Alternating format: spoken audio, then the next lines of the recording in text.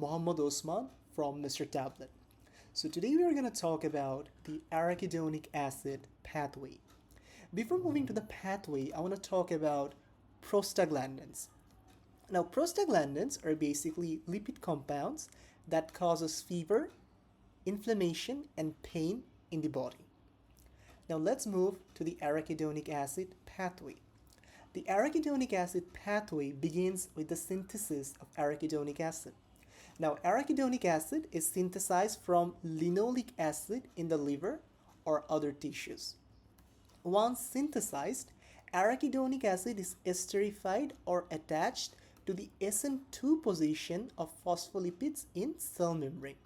In easy language, the arachidonic acid that has been synthesized is attached to cell membrane.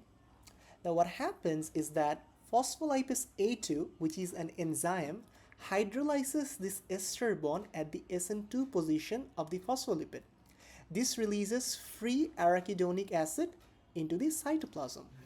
Now we have the free arachidonic acid now. This is the structure of the free arachidonic acid. Now this free arachidonic acid is converted to PGG2 or prostaglandin G2. Now this reaction is catalyzed by cyclooxygenase, which can be COX-1 or COX-2. So what happens that cyclooxygenase converts arachidonic acid into PGG2 or prostaglandin G2. Now this prostaglandin G2 is then converted to PGH2 or prostaglandin H2 by the activity of peroxidase activity of COX enzyme. Now PGH2 or prostaglandin H2 is the common precursor for the synthesis of prostaglandin.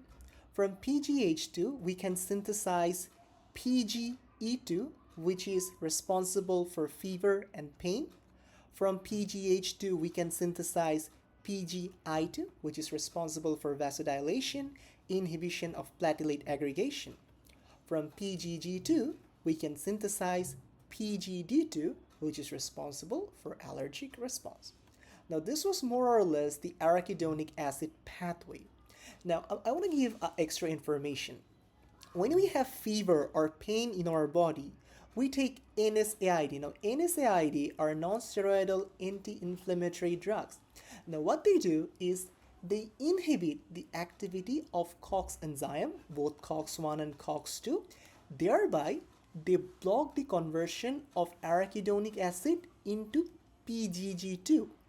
As a result, there will be a reduction in the synthesis of PGE2, PGI2, and PGD2.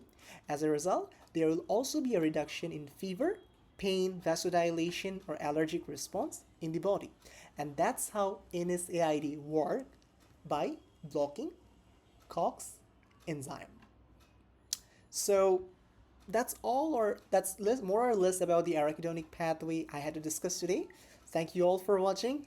Please watch the next video.